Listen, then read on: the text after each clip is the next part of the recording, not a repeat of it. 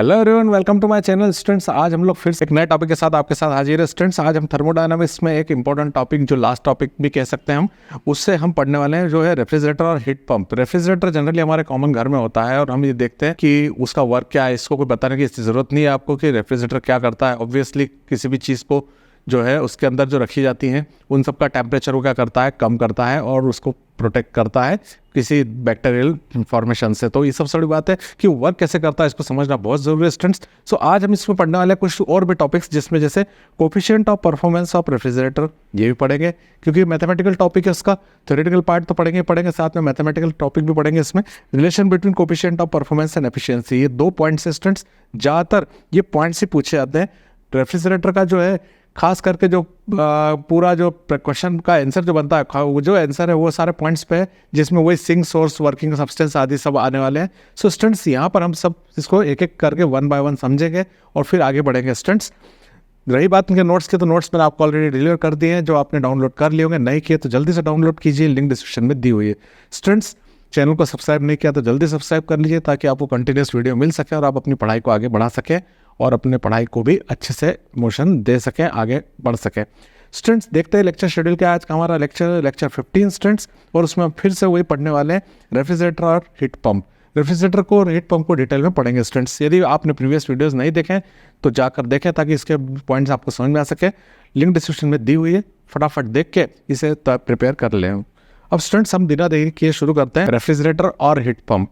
Students, refrigerator क्या चीज़ है? तो रेफ्रिजरेटर क्या है, देखिए एक्चुअली क्या है। Refrigerator is a device which transfers heat from body to lower temperature to body of higher temperature. Refrigerator जो है हमारा डिवाइस है, जो लो टेम्परेचर वाले ऑब्जेक्ट से भी और टेम्परेचर ले लेता है और हायर टेम्परेचर वाले ऑब्जेक्ट को दे देता है। सो स्टूडेंट्स, ये यहाँ पे क्या हो रहा है कि हमने जो इंजीन्स में पढ़ा था कि वो क्या करता है, सोर्स से एनर्जी को लेता है और फिर उसको वर्क करता है और उससे बची हुई एनर्जी सिंक को देता है। यहाँ वो नहीं है स्टूडेंट्स, यहाँ पर उल्टी प्रोसेस है। ये रेफ्रिजरेटर एक ऐसा डिवाइस है जो सिंक से क्या करेगा, एनर्जी को एब्जॉर्ब करेगा और फिर वर्क करेगा। वर्क करने के बाद बची हुई एनर्जी जो होगी, वो जो एनर्जी उसने ली है उसको बढ़ाकर वो कहाँ दे देगा, उसे सराउंडिंग को दे देगा। तो स्टूडेंट्स, ये पहले हमको फिनोमेना समझ में आना चाहिए कि इसमें वर्क कैसे होने वाला है। एक बार डेफिनेशन को फिर से देखते हैं। Refrigerator is a device, refrigerator ऐसा डिवाइस होता है which transfers heat from body at lower temperature to body of higher temperature. वो ट्रांसफर करता है हीट एनर्जी को लोअर टेम्परेचर से हायर टेम्परेचर की ओर। We know in Carnot engine is every cycle working substance absorb heat from the source and after performing work the remaining part of the heat reject to the sinks। यहाँ पे मैंने बात वही आपसे कही कि हम इंजन में क्या देखते हैं कि इंजन में वर्किंग सब्सटेंस क्या कर रहा है, सोर्स से एनर्जी को ले रहा है। एनर्जी को लेकर वो अपना काम कर रहा है। काम करने के बाद जो बची हुई एनर्जी वो किसको ट्रांसफर कर रहा है, वो सिंक को ट्रांसफर कर रहा है। इस प्रकार से होता है। लेकिन यहाँ पर रेफ्रिजरेटर में कुछ अपोजिट होने वाला है स्टूडेंट्स, वो देखें। In a refrigerator the working substance absorb heat from sink. यहाँ सोर्स से नहीं ले रहा है, वो किससे ले रहा है, सिंक से ले रहा है। यही खास बात है। With the help of external agency, वो अपने आप तो होगा नहीं, कोई एक्सटर्नल एजेंसी जो होगी वो इस वर्क को करेगी। And then reject the heat into the source. उसके बाद वो जो हीट है उसको किसको दे देगा, सोर्स को दे देगा। सिंक से लेगा, किसकी हेल्प से, एक्सटर्नल एजेंसी की हेल्प से। फिर वर्क होगा, वर्क होने के बाद बची एनर्जी किसको दे देगा, सोर्स को दे देगा स्टूडेंट्स। तो ये यहाँ पर हमको ध्यान देना है। इसी बात पे हमारा जो रेफ्रिजरेटर का प्रिंसिपल भी बन जाएगा students. Refrigerator consist 3 main parts.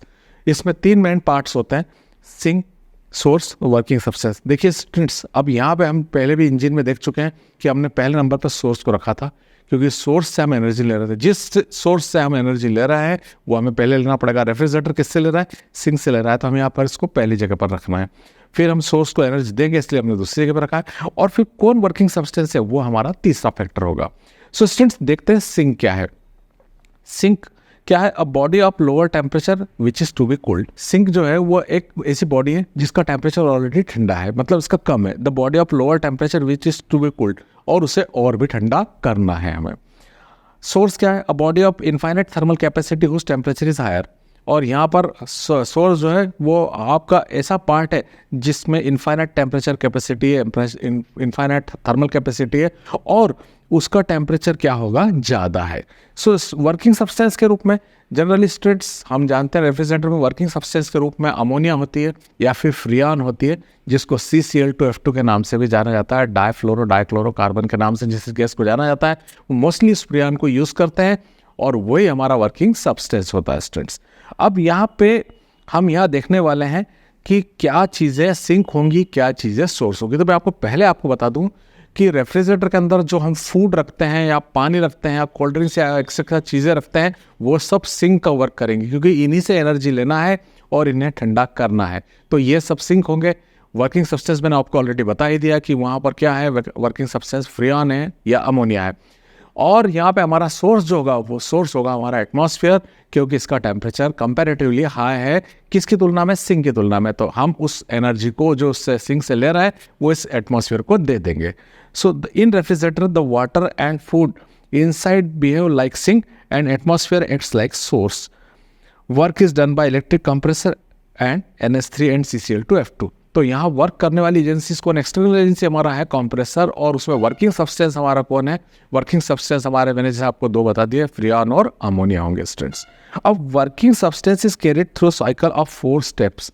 यहाँ थोड़ा समझने की बात है स्टूडेंट्स, ये तो बात हमने जो पहले बता दिया ये इसका डिटेल था रेफ्रिजरेटर के बारे में, उसके पार्ट्स, उसके कंपोनेंट का है या उसके वो फैक्ट्स का है जिस पर वो वर्क कर रहा है, वो सब हमने पहले बता दिए। अब यहाँ हम देखेंगे कि काम कैसे हो रहा है, रेफ्रिजरेटर में वर्क कैसे होता है। तो देखिए सबसे पहले स्टूडेंट्स ये एक इमेजिन करके चलें कि हमारे पास एक सिलेंडर होगा और उस सिलेंडर में एक पिस्टन लगा होगा, ऐसा मान के चलें, और यहाँ पर हमारा वर्किंग सब्सटेंस या जिसको हम सिस्टम कहते हैं या वर्किंग एजेंट है वो यहाँ रखा होगा, जिसको हम अमोनिया भी कह रहे हैं या फिर उसको हम फ्रियान भी गैस कह रहे हैं। अब सबसे पहले क्या होता है, the gas is allowed to expand adiabatically. देखिए यहाँ पर क्या होता है कि गैस जो होती है, गैस एक्सपांड होती है यहाँ से, कहाँ पे, इस सिलेंडर में वो एक्सपांड होगी एडियाबेटिकली। ध्यान दीजिएगा बात को, एक्सपांड होगी तो उसका वॉल्यूम बढ़ेगा, वॉल्यूम बढ़ेगा तो उसके मॉलिक्यूल्स दूर दूर हटेंगे, दूर दूर हटेंगे तो उसका टेम्परेचर कम हो जाएगा स्टूडेंट्स। बात को ध्यान दीजिएगा, इस पॉइंट को ध्यान दीजिए कि हम उसको क्या कर रहे हैं, हाई प्रेशर से लो प्रेशर की ओर क्या कर रहे हैं, उसको एक्सपांड कर रहे हैं। The gas is allowed to expand adiabatically suddenly from high pressure to lower pressure.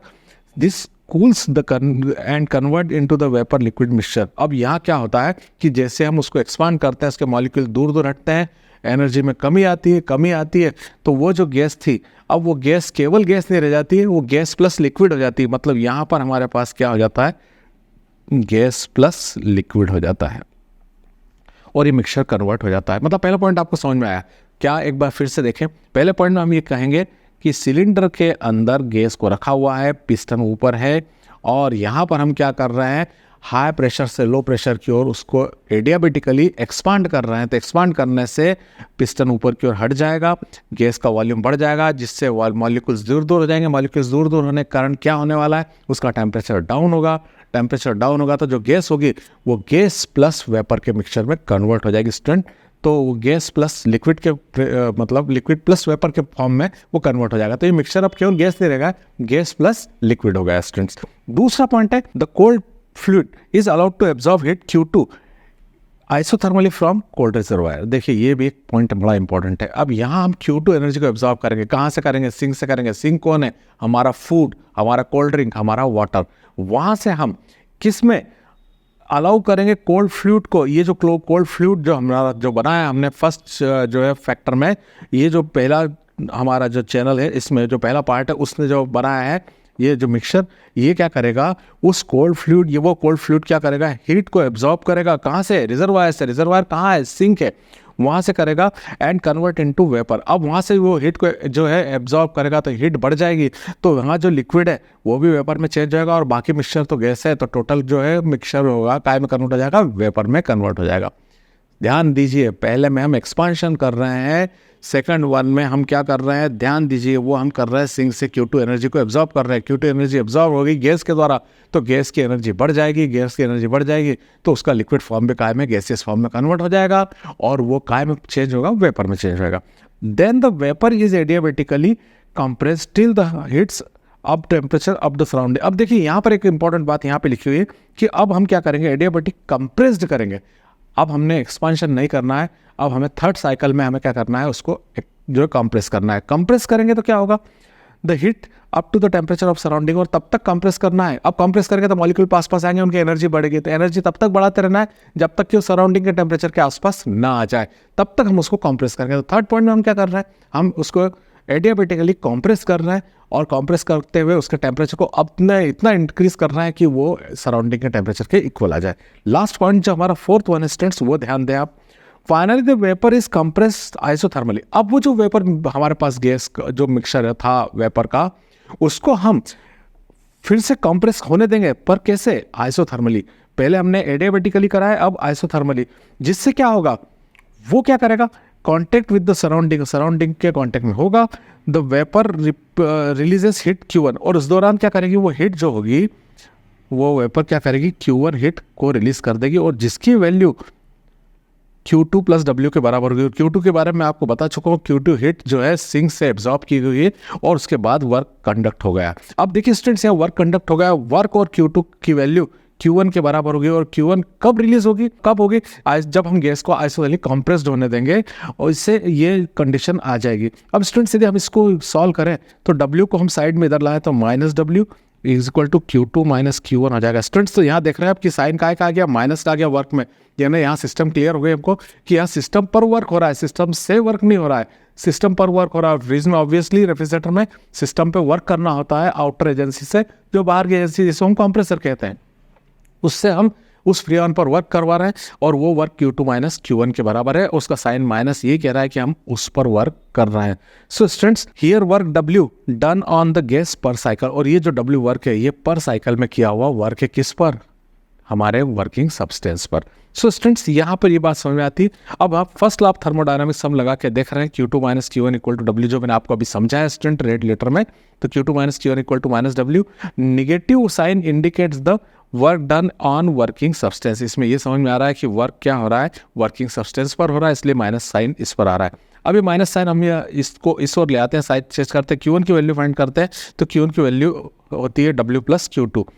From equation first, it is clear that work should be done on working substance as the transfer heat from the body of lower temperature to body of higher temperature। इससे यहाँ पर हमें clear हो जाती है बात कि जो हीट ट्रांसफ़र हो रही है वो लोअर टेम्परेचर से, सिंक से लेकर उसे हायर टेम्परेचर वाले सराउंडिंग की ओर ट्रांसफ़र किया जा रहा है। सो स्टूडेंट्स, इस प्रकार से 4 टर्म में हमारा टोटल फ्रीज वर्क करता है। ध्यान दीजिए, पहले एडियाबैटिकली है, बाद में आइसोथर्मली है। एडियाबैटिकली हम पहले इसको एक्सपांड करते हैं, फिर हम सिंपल टेम्परेचर को सिंक से लेते समय भी एक्सपांड करते हैं, फिर हम उसको एडियाबैटिकली कंप्रेस करते हैं थर्ड चैनल पे, और फोर्थ चैनल पे हम फोर्थ फैक्टर पे हम लोग फिर से उसको आइसोथर्मली एक्सपांड करते हैं। तो स्टूडेंट्स, से 4 चीज़ें याद रहे, ध्यान देना, पहले एडियाबैटिकली के 2 पॉइंट्स है, बाद में आइसोथर्मल के 2 पॉइंट्स है। इन दोनों से हमें फर्स्ट लॉ लगाने के बाद ये कंडीशन क्लियर हो जाती है, और हमें पता लग जाता है कि जो है ये किस तरह से वर्क कर रहा है। तो ये हमेशा इस तरह से वर्क कर रहा है कि ये लोअर टेम्परेचर वाले ऑब्जेक्ट से हीट एनर्जी को ले रहा है और हायर टेम्परेचर वाले सराउंडिंग को दे रहा है। सो स्टूडेंट्स, ये बात आपको समझ में आ गई होगी। अब बात आती है स्टूडेंट्स अगले पॉइंट की। ये था पूरा थ्योरेटिकल पॉइंट, लेकिन कहीं इसमें एक इंपॉर्टेंट पॉइंट है जो आप जरा ध्यान से देखिएगा। एक बार पॉसिबिलिटी है कि थ्योरी पार्ट ना पूछा जाए, लेकिन ऑब्वियसली ये पॉइंट्स तो पूछे जाते हैं स्टूडेंट्स। तो coefficient of performance of refrigerator, यहाँ पे हमको देखना है कि किस तरीके से लिया जाए। स्टूडेंट्स, द रेशो, ये देखिए यहाँ मैं आपको समझा दूँ, यहाँ रेशो दिख रहा है आपको, ये ratio, the ratio of heat extracted from sink and work done on working substance is known as coefficient of performance of refrigerator. Definition को रटे नहीं स्टूडेंट्स, ये फार्मूला दिमाग में रख लें, ये फार्मूला हमारा डेफिनेशन को फॉर्म कर देगा। एक बार फिर देखते हैं, देखिए ये अपॉन का साइन जो है ये रेशो को रिप्रेजेंट करता है। तो the ratio of heat extracted from sink and work done on working substance is called coefficient of performance of refrigerator and it is represented by beta. इसे डिनोट कर रहे हैं हम काय से, बीटा से। अब स्टूडेंट्स, इसके हम डेरिवेशन को कर लेते हैं ताकि आपको मैं समझा सकूं कि इसमें स्टेप बाय स्टेप इसकी वैल्यू हम कैसे निकालेंगे। देखिए स्टूडेंट्स, बीटा की वैल्यू हम बीटा ही रख रहे हैं यहाँ पर, और हीट एक्सट्रैक्टेड फ्रॉम सिंक्स वो Q2 है, और वर्क डन हमारा कितना है, W है। अब स्टूडेंट्स, यहाँ पे हमने देखा है कि हमारा जो वर्क था वो कितना था, W equal to Q1 minus Q2। अब आप सोच रहे थे कि सर वो W माइनस में आया, उसको माइनस से इंटू कर देंगे तो Q2 माइनस Q1 काय में कन्वर्ट हो जाएगा Q1 माइनस Q2 में। यानी यहाँ पे जो W का माइनस साइन हमने हटाया तो माइनस साइन से इसको भी इंटू किया, माइनस साइन से इसको भी इंटू किया, तो जो Q2 माइनस Q1 था वो क्या हो गया Q1 minus Q2। So students यहाँ बीटा की वैल्यू हमें क्या मिल जाएगी, देखिए मैं आपको बताता हूँ। बीटा की वैल्यू हम Q2 अपॉन जो W है उसकी प्लेस पर रख देंगे Q1 माइनस Q2। अब स्टूडेंट्स यहाँ पे ये फैक्टर मिल गया है, यदि हम इसमें न्यूमरेटर पे से किसी चीज़ को डिवाइड करते हैं तो उसी फैक्टर से डिनोमिनेटर को भी डिवाइड करना पड़ेगा। सो स्टूडेंट्स यहाँ फैक्टर में मैं आपको यहाँ पर बताऊंगा कि मैं इन दोनों को न्यूमरेटर और डिनोमिनेटर को Q1 से डिवाइड करूंगा। स्टूडेंट्स तो मैं लिख देता हूँ divided by Q1 numerator and denominator. अब स्टूडेंट्स यहाँ पर हम देखते हैं बीटा इक्वल टू Q2 के अपॉन में क्या आ जाएगा Q1 आ जाएगा, अपॉन में Q1 को भी Q1 से डिवाइड किया हमने, माइनस Q2 को भी काय से डिवाइड किया Q1 से डिवाइड किया। अब स्टूडेंट्स Q1 से Q1 यहाँ क्या हो रहा है, आप देख रहे हैं कि Q1 से Q1 कैंसिल हो रहा है। स्टूडेंट्स Q1 से Q1 यहाँ कैंसिल हो गया। अब कैंसिल होने के बाद क्या बच रहा है, beta equal to Q2 upon Q1 upon में बचा 1 माइनस Q2 अपॉन Q1। अब स्टूडेंट्स यहाँ हमें एक टर्म पता है, वो मैं आपको बता देता हूँ। ये देखिए छोटी सी टर्म है जो हमने कार्नो इंजन में देखी थी कि Q2 अपॉन Q1 जो होता है वो T2 अपॉन T1 के इक्वल होता है। अब स्टूडेंट्स यही वैल्यू मैं यहाँ पुट कर दूंगा, यदि देखिए मैं यहाँ पे कर रहा हूँ आपको समझाने के लिए। सो बीटा की वैल्यू क्या हो जाएगी, beta is equal to Q2 upon Q1 को लिख देंगे हम T2 अपॉन T1 अपॉन में 1 माइनस T2 अपॉन T1। अब स्टूडेंट्स ऊपर का जो न्यूमरेटर पार्ट है beta equal to T2 upon T1 हमने एज इट इज लिखा, और नीचे हमने एलसीएम ले लिया T1 एलसीएम ले लिया, तो यहाँ हमें मिलेगा T1 minus T2। Students beta की वैल्यू हम यदि निकालना चाहते हैं तो ऊपर वाला जो है न्यूमरेटर वैसा ही रखेंगे और आप डिनोमिनेटर को हम क्या कर देंगे, क्रॉस कर देंगे, तो T1 upon T1 minus T2। देखिए स्टूडेंट्स फिर यहाँ पे आप देख रहे हैं कि यहाँ T1 से T1 कैंसिल हो रहा है, हमने कैंसिल कर दिया स्टूडेंट्स। अब हमारे पास जो वैल्यू बच रही हो वो beta equal to T2 upon T1 minus T2, और यही है हमारा, ये जो बीटा की वैल्यू हमने निकाली है यही हमारा जो है coefficient of performance of refrigerator हो गया। सो स्टूडेंट्स से छोटा सा मैथमेटिकल पार्ट था, सिंपल ही था। और यहाँ पे मैं फिर एक बार याद दिला दूँ कि जो मैंने आपको ये समझाया रेड डेटर में Q2 upon Q1 equal to T2 upon T1, ये हमने कार्नो इंजन की एफिशिएंसी निकालते समय स्टडी किया था। यदि आपने इसको नहीं देखा है तो आप प्रीवियस लेक्चर जरूर देख लें, कार्नो इंजन जो मैंने एक्सप्लेन किया हुआ है डिटेल में, उसमें ये स्टेप आपको वहाँ मिल जाएगी। वही स्टेप यहाँ यूज़ करके हमने coefficient of performance of refrigerator को निकाला है स्टूडेंट्स। तो ये हमारा पॉइंट यहाँ पे आप कवर हो जाता है स्टूडेंट्स। हम नेक्स्ट पॉइंट की ओर बढ़ते हैं, relation between coefficient of performance and efficiency. So students यहाँ पे अभी हमने देखा कि बीटा की वैल्यू हमारे पास क्या आई है, तो बीटा की वैल्यू हमारी आई T2 upon T1 minus T2। देखिए we know beta equal to T2 upon T1 minus T2, ये हमारे बीटा की वैल्यू आई स्टूडेंट्स। अब हम यहाँ यदि मैंने आपसे जैसे कहा, जैसे हम कोई फैक्टर लेफ्ट हैंड साइड में करना चाहते हैं, कोई चीज़ ऐड करना चाहते हैं लेफ्ट हैंड साइड में, तो वही चीज़ हमें राइट हैंड साइड में भी क्या करना पड़ेगी, ऐड करना पड़ेगी। तो मैं यहाँ दोनों तरफ 1 ऐड कर देता हूँ। तो देखिए मैं बीटा प्लस 1 करूँगा तो यहाँ पर हो जाएगा T2 upon T1 minus T2 plus 1। Next step में स्टूडेंट्स हम लोग क्या करेंगे, यहाँ पर एलसीएम ले लेंगे T1 माइनस T2, ये एलसीएम आ गया हमारा, तो ऊपर बचेगा obviously T2 plus T1 minus T2। अब यहाँ फिर आप देख रहे हैं कि T2 जो है इस T2 से कैंसिल हो रहा है। क्या बच गया स्टूडेंट्स हमारे पास बच गया beta plus 1 is equal to T1 upon T1 minus T2। I think ये बात आपको समझ में आ गई है ना। सो स्टूडेंट्स ये आपको समझ में आ गया कि यहाँ पे beta plus 1 equal to T1 upon T2। लेकिन एक फैक्टर हम जानते हैं स्टूडेंट्स, वो क्या है, कार्नो इंजन की एफिशिएंसी। कार्नो इंजन की एफिशिएंसी क्या होती है वो मैं आपको बता रहा हूँ। यहाँ पे कार्नो इंजन की efficiency eta equal to T1 minus T2 upon T1, ये कार्नो इंजन की एफिशिएंसी, ये हमने पहले निकाल चुके हैं ऑलरेडी। अब स्टूडेंट्स यदि मैं इसका ऑर्डर रिवर्स कर दूं तो ये हो जाएगा 1 upon eta is equal to T1 upon T1 minus T2।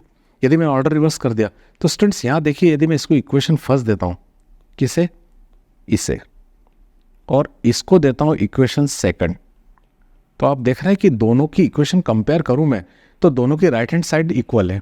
Compare equation 1 and 2। अब कंपेयर करते हैं दोनों की इक्वेशन, तो क्या मिलता है हमें, beta plus 1 is equal to 1 upon eta. So students beta की वैल्यू यदि मैं निकालता हूं तो 1 अपॉन ईटा माइनस 1 प्लस 1 उधर गया। तो यहाँ हम फिर से देख लेते हैं एक बार आगे की स्टेप्स, तो वो हमारी होंगी, यहाँ बीटा वैसे ही रख रहा हूं मैं, हम एलसीएम लेंगे स्टूडेंट्स यहाँ पे ईटा, तो ये होगा 1 minus eta. So beta equal to 1 minus eta upon eta, ये हमारा डेरिवेशन हो गया स्टूडेंट्स। तो ये आपको बात समझ में आ गई हुई किस तरीके से हमने इसको निकाला। यही हमारा रिलेशन है दोनों के बीच में, relation between coefficient of performance and efficiency. तो एफिशिएंसी यहाँ दिखाई दे रही है और कोफिशिएंट हमें यहाँ दिखाई दे रहा है। सो स्टूडेंट्स आई थिंक आपको समझ में आ गया होगा स्टूडेंट्स। सो स्टूडेंट्स आपको समझ में आ गया होगा किस तरीके से। मैं आपको फिर बता दूं कि relation between coefficient of performance हमारा कौन है, बीटा है, और एफिशिएंसी क्या है, ईटा है।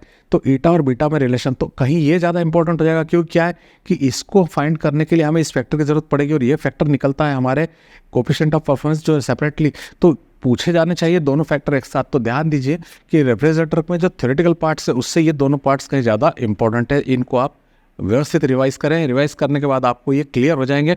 एक दो बार प्रैक्टिस करेंगे तो बहुत इजी हो जाएगा, पर करना एज इट इज़ है, स्टेप बाय स्टेप जैसे मैंने बताया ऐसा ही लिखना है, तो फुल मार्क्स आपको मिल जाएंगे स्टूडेंट्स। सो स्टूडेंट्स समझ में आ गया। और मैं एक इंपॉर्टेंट अनाउंसमेंट आपके साथ करना चाहता हूँ कि मैं ग्रेविटेशनल के नोट्स और बहुत जल्दी से आपके लिए प्रोवाइड करा रहा हूँ, और उसके वीडियो भी आप लगातार आने वाले हैं, इसलिए चैनल को जल्दी से सब्सक्राइब कर लीजिए और साथियों को भी सब्सक्राइब करवाने के लिए प्रेरित कीजिए स्टूडेंट्स। मिलते हैं नेक्स्ट वीडियो में। Till then stay blessed and good bye.